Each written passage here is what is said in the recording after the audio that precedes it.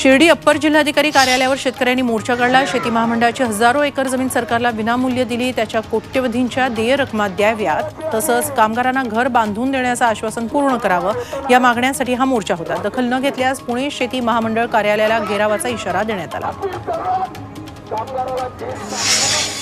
पंतप्रधान किसान सन्मान योजनेचा लाभ मिळत नसल्यानं बीड तालुक्यातील शेकडो शेतकरी कृषी अधिकारी कार्यालयात धडकले।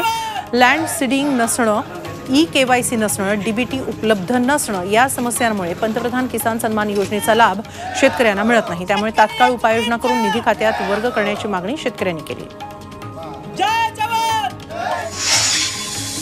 अकोल्यातील दिग्रसमधील जिल्हा परिषद आंतरराष्ट्रीय शाळेच्या नवीन वर्गखोल्यांसाठी विद्यार्थ्यांनी आंदोलन केलं। जिल्हा परिषद उपाध्यक्षांच्या कार्यालयातच शाळा भरवत वर्गखोल्या तात्काळ बांधण्याची मागणी विद्यार्थ्यांनी केली। निधी मंजूर असूनही बांधकाम होत नसल्याचा आरोप आहे।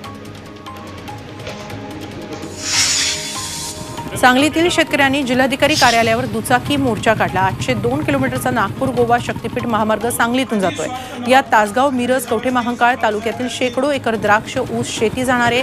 त्यामुळे सरकारनं समृद्धीप्रमाणे इथल्या बाधितांच्या जमिनीला एकरी 1 कोटी रुपये द्यायची मागणी शेतकऱ्यांनी केली आहे।